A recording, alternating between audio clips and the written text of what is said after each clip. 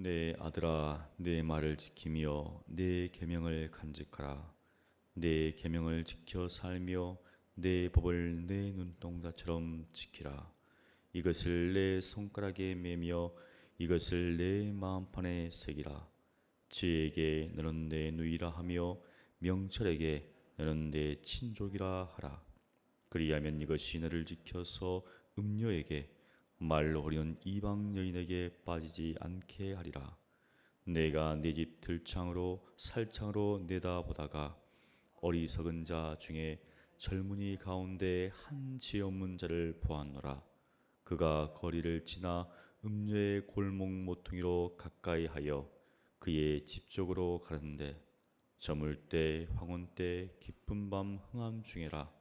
그때 기생의 옷을 입은 간교한 여인이 그를 맞으니 이 여인은 떠들며 완악하며 그의 발이 집에 머물지 아니하여 어떤 때에는 거리 어떤 때에는 광장 또 모퉁이마다 서서 사람을 기다리는 자라. 그 여인이 그를 붙잡고 그에게 입맞추며 부끄러움을 모르는 얼굴로 그에게 말하되 내가 화목제를 드려 술한 것을 오늘 갚았노라. 이러므로 내가 너를 만나려고 나와 네 얼굴을 찾다가 너를 만났도다. 내 침상에는 요와 애굽의 무늬 있는 이불을 폈고 몰약과 침량과 계피를 뿌렸노라. 오라 우리가 아침까지 흡족하게 서로 사랑하며 사랑함으로 희락하자. 남편은 집을 떠나 먼 길을 갔는데 은 주머니를 가졌은즉 보름날에나 집에 돌아오리라 하여 여러 가지 고운 말로 유혹하며 입술에 호리던 말로 깨물어 젊은이가 곧 그를 따랐으니 소가 도수장으로 가는 것 같고 미련한 자가 벌을 받으려고 쇠사들에 매이러 가는 것과 같도다. 필경은 화살이 그 간을 뚫게 되리니 새가 빨리 그물로 들어가되 그의 생명을 잃어버릴 줄을 알지 못함과 같으니라. 이제 아들들아 내 말을 듣고 내 입의 말에 주의하라. 내 마음이 음녀의 길로 치우치지 말며 그 길에 미혹되지 말지어다. 대저 그가 많은 사람을 상하여 엎드려지게 하였나니 그에게 죽은 자가 허다하니라. 그의 집은 수월의 길이라 사망의 방으로 내려가느니라. 아멘. 잠언은 부모가 젊은 자들에게 우리 청소년이라든지 청년들에게 훈계하는 그런 내용을 담고 있습니다. 특별히 1장부터 10장까지 주로 쭉 나오는데요. 그 중에 우리 7장은 어떻게 보면 마지막 훈계가 아닌가 그렇게 생각이 됩니다. 보통 잠언 보면 여러 가지 어떤 격언들이라든지 어떤 지혜가 난 말들이 몇 줄씩 나오는데 오늘은 서론, 본론, 결론 이렇게 정확히 나와 있습니다. 1절부터 5절까지가 서론에 해당하고 6절부터 23절까지가 본론 어떤 이야기 내용을 담고 있습니다. 그리고 24절부터 27절까지가 결론을 이야기하고 있습니다. 특별히 1절부터 2절 보면 아들에게 자기가 사랑하는 아들에게 내 말을 지키고 내 계명을 간직하고 내 법을 내 눈동자처럼 지키라. 아버지가 자기의 이제 젊은 아들에게 당부하고 싶은 말이 있겠죠. 특별히 어떻게 살 것인가에 대해서 이야기를 하고 있습니다. 그래서 여기에 나온 히브리 말을 보면 우리가 잘 아는 토라라는 말도 있습니다. 여기 보니까 내 법 할 때 토라. 그래서 여기 보면 에메르, 미츠바, 토라 이렇게 하면서 지키라, 간직하라 이렇게 하고 있습니다. 그만큼 중요한 것을 의미하고 있죠. 그러면서 얼마나 중요한가. 내 눈동자처럼 그것을 지키라. 이것은 그 말씀이, 그 명령이, 그 법이 굉장히 중요한 것을 나타냅니다. 우리는 보통 아버지가 자녀들에게 훈계하면 자녀들은 그냥 쉽상에 여길 수 있지만 지금 잠언에서 나오는 이 아버지가 자녀에게 이야기하는 것은 굉장히 중요하다. 그것을 이야기를 하고 있습니다. 이것은 무엇인가? 단지 어떤 아버지가 자신이 살아왔던 어떤 삶의 지혜를 이야기하는 것이 아니라 특별히 하나님의 말씀에 기초해서 그것을 증거하고 있기 때문이죠. 그래서 중요할 수밖에 없는 것입니다. 그러면서 이 말씀을 어떻게 대할 것인가? 3절부터 4절 나오는데 손가락에 메고 내 마음에 간직하라. 내 마음에 새하는 것이죠. 우리도 보면은 하나님의 말씀을 가까이 하기를 원하는 사람은 집안에 가면 곳곳마다 하나님의 말씀을 붙여놓습니다. 그리고 어떻게 하면 이 말씀을 잘 마음에 간직할까 생각해서 여러 가지 방법을 통해서 가까이 하려고 한다는 것이죠. 그런 것처럼 유대인들은 이 말씀을 이마에도 붙이고 손가락에도 메고 다양한 방법으로 정말 그 말씀을 간직하려고 했습니다. 그렇게 하라는 거죠. 그뿐만 아니라 4절에 보니까 지혜에게 너는 내 누이라, 명철에게 너는 내 친족이라, 이렇게 의인화시켜가지고 정말 가까이 있는 사람, 가까이 있는 어떤 가족과 같은 그런 모습으로, 친구 같은 모습으로 지혜와 명철을 부르고 있습니다. 그만큼 지혜와 명철을 가까이 하는 것이죠. 그러면 지혜와 명철은 어디서 나오는가? 바로 하나님의 말씀, 법, 명령 이런 것들로 나온다는 것이죠. 그렇게 하는 이유가 무엇입니까? 5절에 나와 있습니다. 그리하면 이것이 너를 지켜서. 그런데 여기에 보면 1절부터 3절까지 4절까지 쭉 이야기하면서 말을 지키고 계명을 간직하고 내 명령을 계명을 지켜, 샤마르라는 내용인데 내가 하나님의 말씀을 지킬 때, 아들이 아버지에게 이 말씀을 지킬 때 바로 그것이, 그 말씀과 명령과 법이 너를 지킬 것이다, 이렇게 하고 있습니다. 내가 그 말씀을 샤마르 하면, 지키면 바로 그 말씀이, 그 명령이, 그 계명이 너를 지켜줄 것이다. 그래서 시편 119편의 10절과 9절과 11절에 보면 청년이 무엇으로 그 행실을 깨끗게 하리이까? 주의 말씀을 따라 삼갈 것입니다.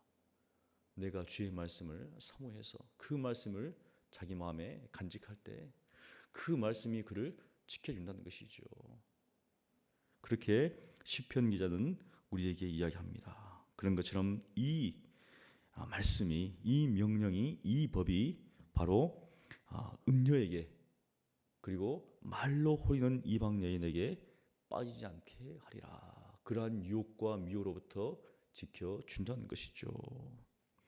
그러면서 이제 이 화자가, 이 잠언 기자가 6절부터 23절까지 자신이 본 것에 대해서 이야기를 합니다. 사실 이 내용들은 어떻게 보면은 그것을 지혜를 주기 위해서 가상적으로 이야기를 해놓은 것일 수도 있습니다. 여기 보니까 자신이 자신의 집에서 밖을 보는 게 있죠. 우리가 보통 이제 창문 밖을 볼 때가 있습니다. 이렇게 쫙 비가 온 날이라든지 또 어떤 때 볼 때가 있습니다.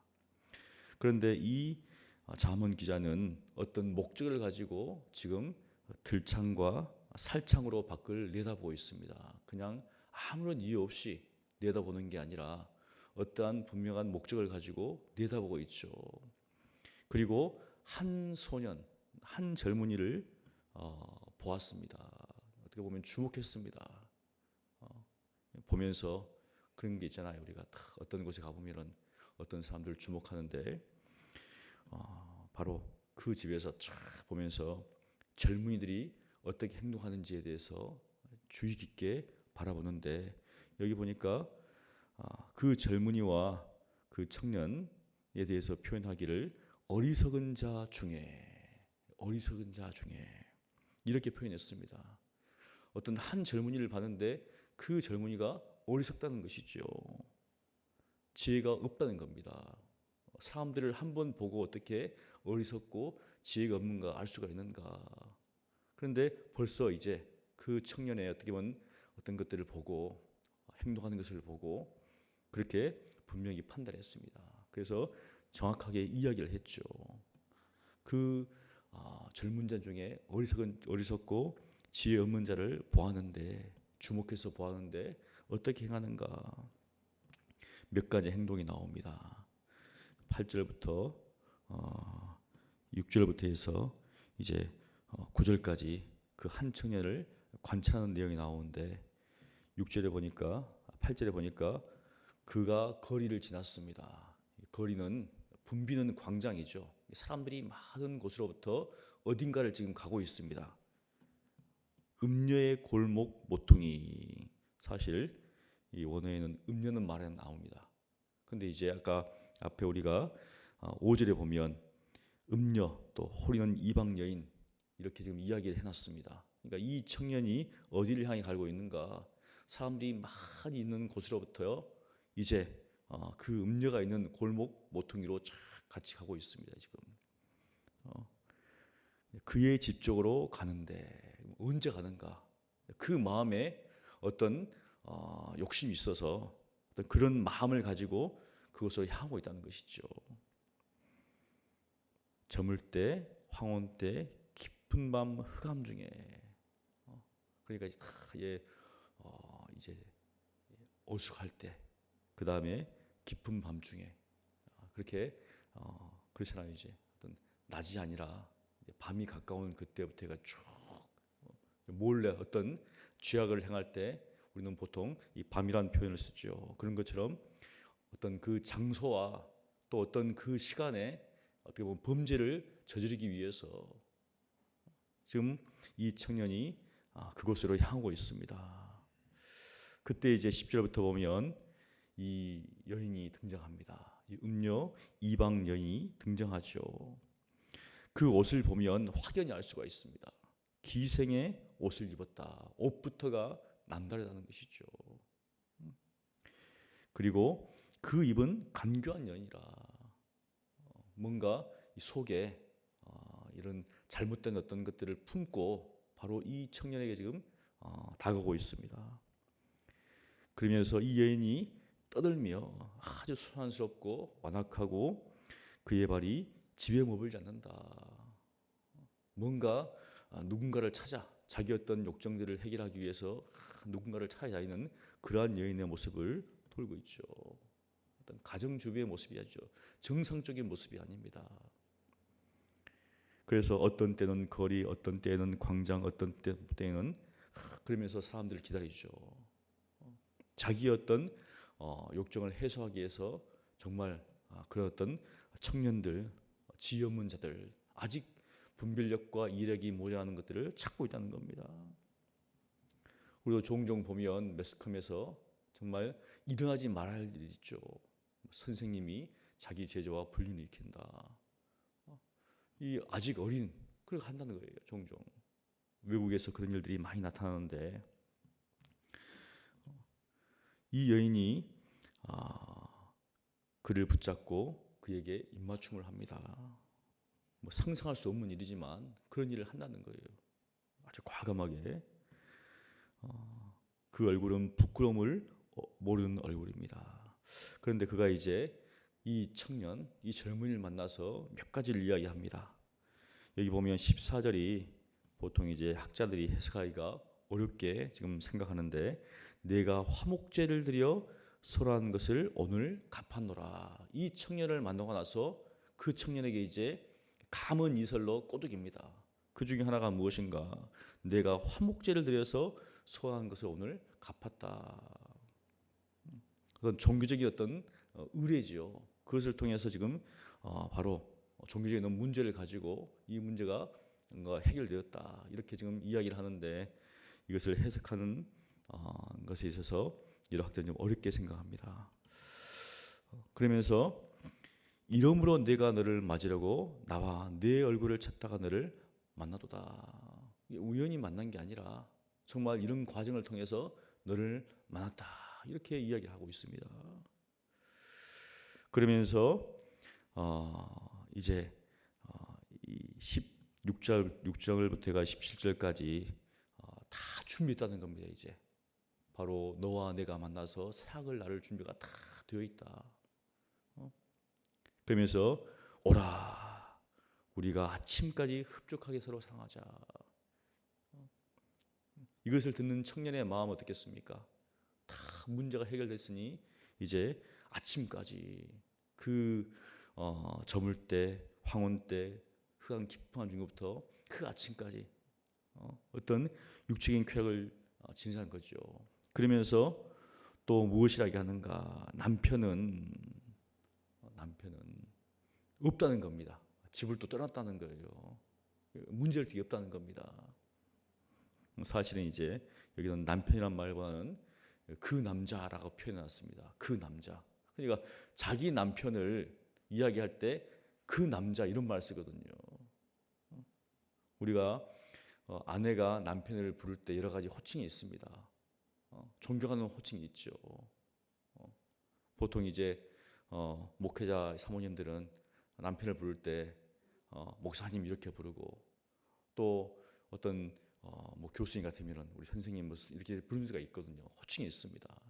그런데 이 여인은 어떻게 부르는가? 그 남자가 이렇게 부르고 있어요. 무엇인가 정상적인 가정이 아니죠. 어떤 사랑의 가정이 아닙니다. 그 남자는 집을 떠났고 또 은주머니를 가졌기 때문에 당장 올 수 없다. 그렇게 쫙 이야기를 하고 있습니다. 이렇게 여러 가지 고운 말로 호리는 말로 이 청년을 유혹하니까 이 청년이 그 말을 탁 듣고 그냥 그 여인을 따라갑니다. 그런데 이 잠언 기자가 그 모습을 보면서 이 청년의 따라가는 모습이 도대체 어떤 모습인가? 소가 도수장으로 가는 것 같고 소가 자기가 죽을지도 모르고 따라간다는 거예요. 지금 미련한 자가 벌을 받으려고 쇠아들의 매러 가는 것과 같다. 필경은 화살이 그 간을 꿰뚫는 것이죠. 결국 그렇게 가면 죽음이라는 겁니다. 한순간의 어떤 쾌락을 위해서 자기의 생명을 버리는 것처럼 어리석은 게 없죠. 만일 그것을 안다면 그렇게 할 수 있겠는가? 그렇게 할 수 없죠. 그건 무엇인가? 지혜가 없기 때문에, 명철이 없기 때문에 그렇게 끌려가서 한순간의 쾌락을 경험한 후에 죽음에 이르는, 멸망에 이르는 그러한 모습을 보여줍니다. 그런데 그것이 한 사람, 정말 소수의 사람이 겪는 게 아니라 이 잠언 기자는 24절부터 27절 결론을 이야기합니다.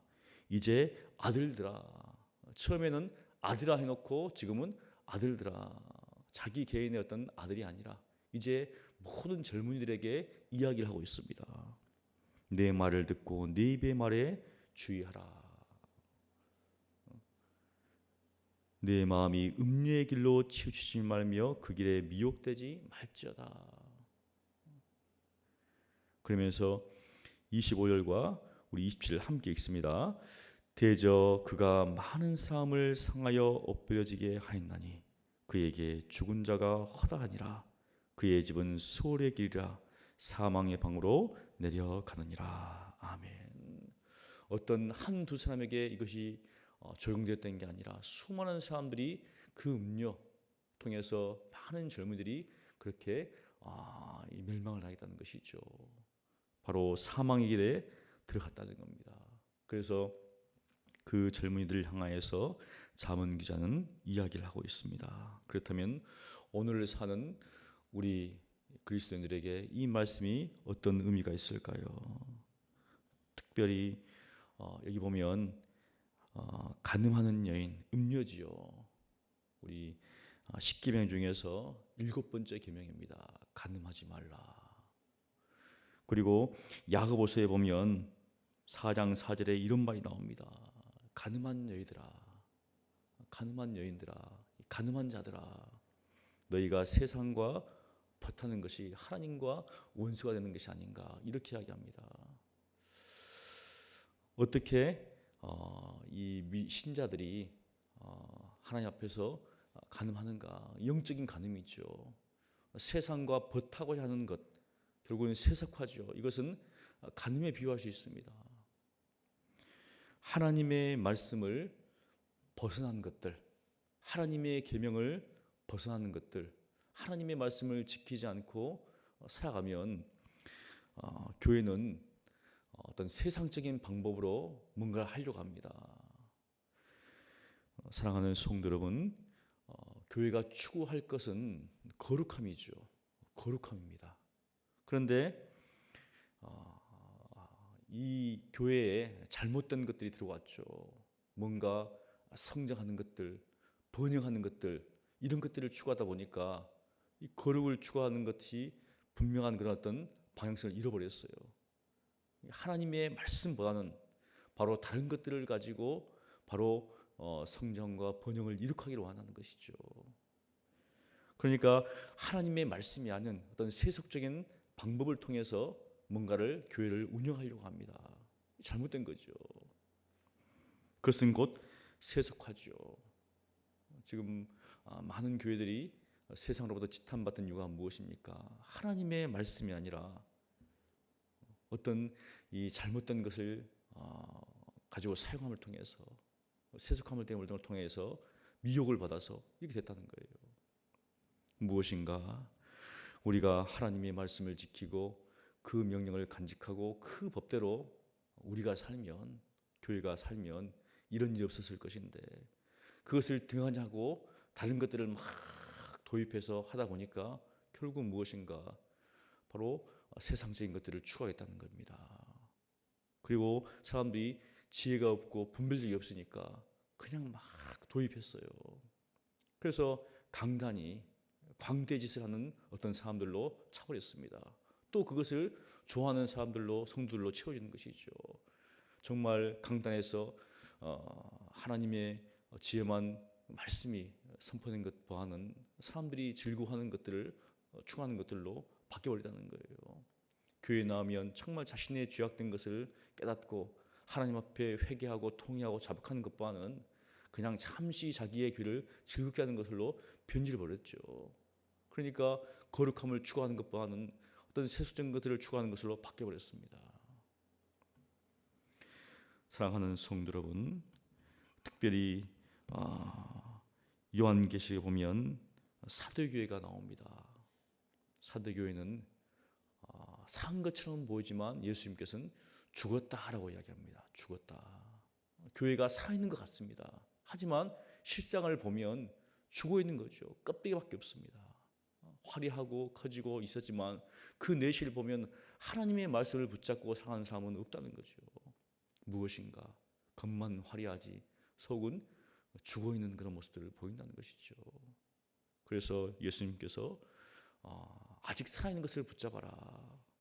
사랑하는 성도 여러분, 밤이 깊을수록 새벽이 가까웁니다. 아무리 어둡다 할지라도 하나님은 구루토기 같은 주님의 사람들을 남겨놨습니다.